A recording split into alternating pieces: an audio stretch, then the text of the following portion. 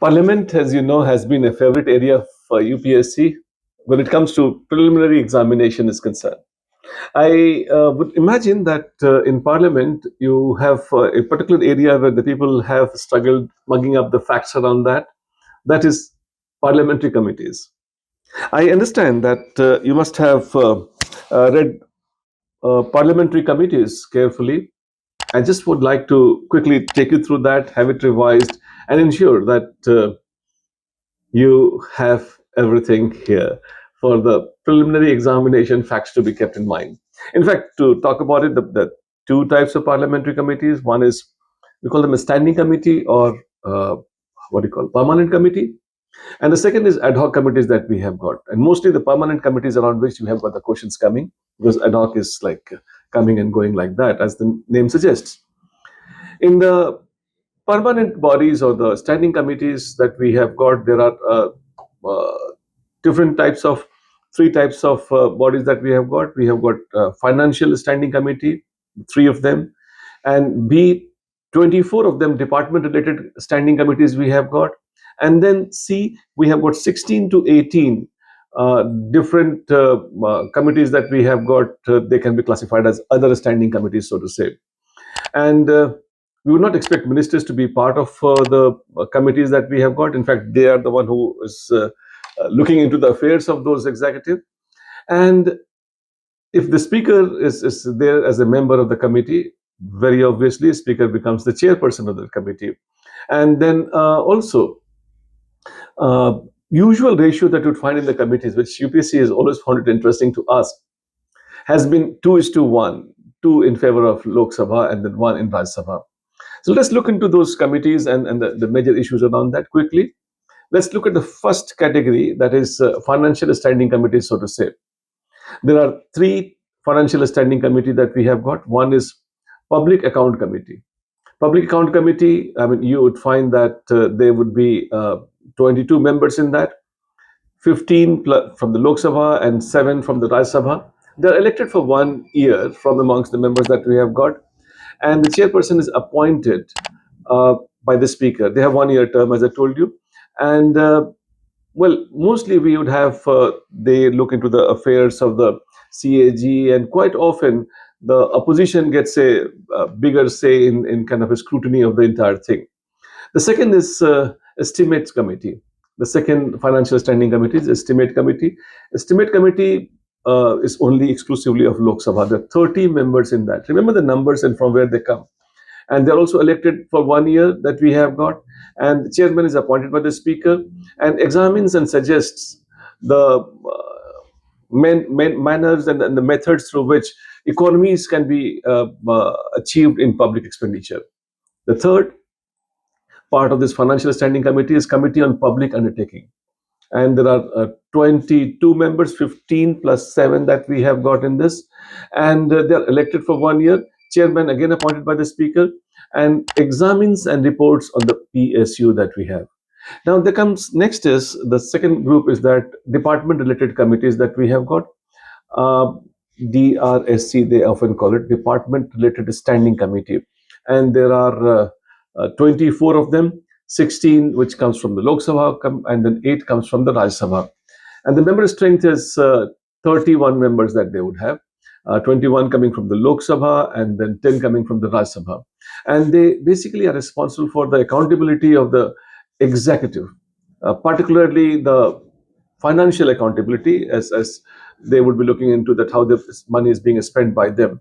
And then chairman is nominated by the speaker, and chairperson, depending on from which part they come from, like 8 coming from Rajya Sabha and 16 coming from Lok Sabha, depending on from wherever they come, the chairperson will be decided by respectively speaker or the chairperson of the Rajya Sabha that we have got. Then 16 to 18, we have got, we call them as other standing committees. And then there are in 4 groups, these committees that they have got, and they have nominated members in them. I would like to quickly take you through those 4 categories of those other standing committees, and then how they are configured and what are the functions, what is the name they have got, around which you can expect some questions being generated. The first is Committee to Inquire. Committee to Inquire, there are 3 Committee to Inquire that we have got. That is Committee on Petition. and that is configuration is 15 plus 10, 15 from Lok Sabha and 10 from Rajya Sabha that we have got. As I told you, they're mostly nominated members, as one would imagine. The second is Committee on Privileges. That is, again, 15 plus 10 is the configuration. Ethics Committee, that also, as the name suggests what they'll be doing, has got 15 plus 10 members included in that. Then the second category is the Committee to Scrutinize. And then there we have got six subgroups that we have got. The Committee to Scrutinize is that Committee on Government Assurances. Committee on Government Assurances, there are 15 plus 10 members are there, 25 that would expect. And then in 2026, this I like to underline, they have got OAMS, Online Assurance Monitoring System, has been adopted. So that now we have technology getting deeper into our parliamentary affairs. And then that's what they would be looking into, what promises and how the whole thing has moved. The second committee to scrutinize is Committee on Subordinate Legislation. And then in this, for a change, we have got equal members, 15 plus 15 that we have got Committee on Subordinate Legislation, 15 from Rajya Sabha, 15 from Lok Sabha. Then we have Committee on Welfare of ST and SC, and that has got 20 plus 10 members that we have got. The fifth committee, we have got Committee on Empowerment of Women. Then again, 20 from the Lok Sabha and 10 from the Rajya Sabha members are there. Then Joint Committee on Office of Profit. That has always been a matter of debate that we can expect. And then there are 10 plus 5 members are there, 5 from the Rajya Sabha and 10 from the Lok Sabha that we have got. Then the third category of these groups that we have got is Committee on Day-to-Day Business. And there are 1, 2, 3, 4 subcommittees in that, committees on day-to-day business. And one is that Business Advisory Committee.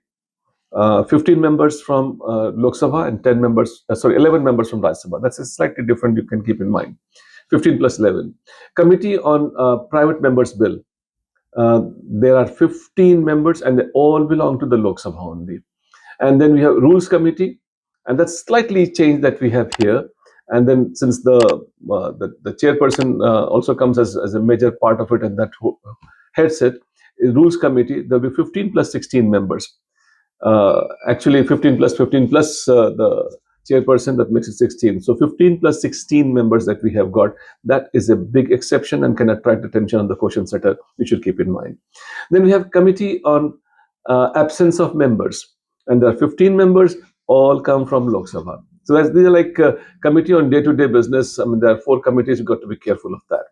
Then we have got the fourth category of committees on other standing committees that we have got is Housekeeping Committee. There are a lot of affairs to be handled there, and there we have got 4 committees in that. One is General Purpose Committee. Number is not fixed, so that's very open. Second is House Committee. There are 12 members from the Lok Sabha and 10 members from Rajya Sabha there. Library Committee. There are 6 members from the Lok Sabha and 3 members from the Rajya Sabha. And then we have Joint Committee on Salary and Allowances. There are 25 members, 10 from the, 20 members in that, 10 from the Lok Sabha and 5 from the Rajya Sabha that we have got. This way, I suppose I wanted to share with you the different committees of the Parliament. I assume that you have learned it. If not, you can watch this video a few more times and get an idea and then kind of revise this if you have already done it. If there's anything missed out, you can always revise it from this. And then that was a very short video, and I just wanted to give these as the time when you're going for PT examination, just to quickly revise and move on to the next task that you have got in your hand. And for such kind of videos, please subscribe the channel that we have got, and we would find that more of such information is coming to you just in time. So this was one of my Amp Up series video. I hope you have liked it. Don't forget to subscribe the channel. See you in the next video.